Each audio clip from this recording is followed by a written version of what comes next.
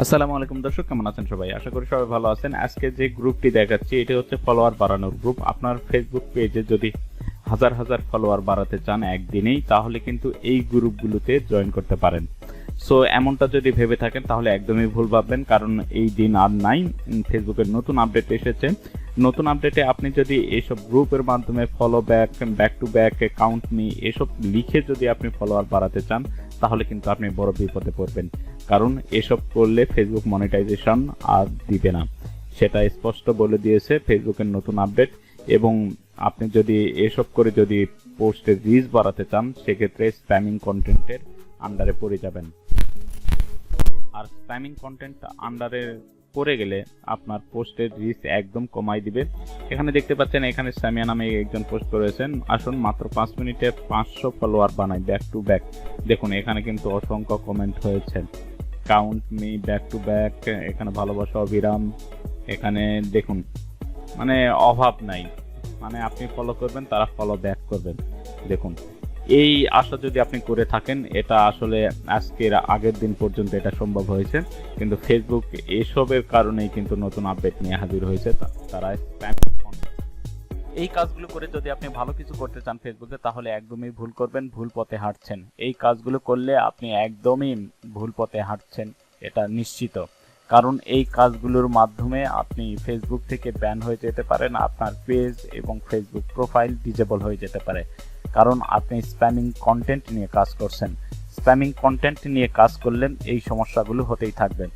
So যারা spamming content নিয়ে কাজ করেন তাদের জন্য বলছি, এগুলো একদম মাথা থেকে ঝেড়ে ফেলুন, ভালো কিছু করুন, ফেসবুকের রুলস অ্যান্ড রেগুলেশন মেনে কাজ করুন। কারণ স্প্যামিং কন্টেন্ট নিয়ে ফেসবুক যে আপডেট দিয়েছে, সে আপডেট অনুযায়ী আপনি যদি স্প্যামিং কন্টেন্ট পাবলিশ করেন, তাহলে আপনার পোস্টের রিচ একদম কমাই দেওয়া হবে, সেটা ফলোয়ার এবং অ্যাডমিনের মধ্যে সীমাবদ্ধ থাকবে। এবং আপনি আপনার প্রোফাইল অথবা ফেসবুক পেজকে ডিসেবল করতে বাধ্য করবেন। কারণ এ ধরনের পোস্ট করলে আপনার মনিটাইজেশন অফ হয়ে যাবে।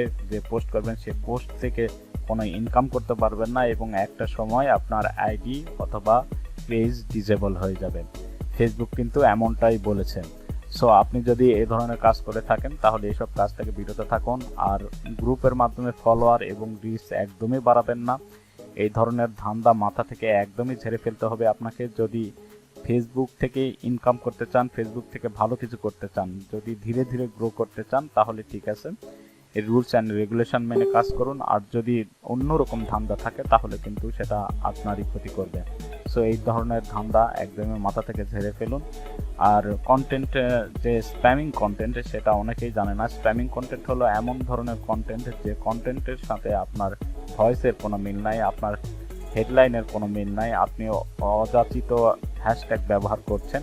অর্থাৎ আপনি এক ধরনের পোস্ট করেছেন আর অন্য ধরনের হ্যাশট্যাগ ব্যবহার করেছেন ভাইরাল হওয়ার জন্য।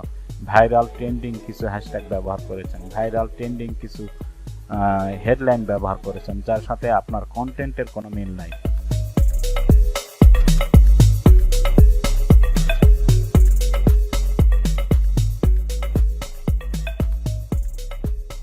এই দেখতে পাচ্ছেন এখানে মেটা থেকে কিন্তু আপডেট দিয়েছে। এখানে দেখতে পাচ্ছেন lowering the reach of account sharing spamming content.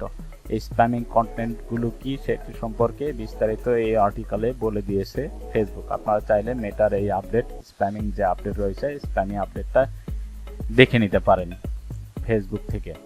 আপনি গুগলে সার্চ দিলে মেটা নিউজ আপডেট লিখে সার্চ দিলে, অথবা স্প্যামিং কন্টেন্ট আপডেট লিখে সার্চ দিলে কিন্তু আপনি পেয়ে যাবেন।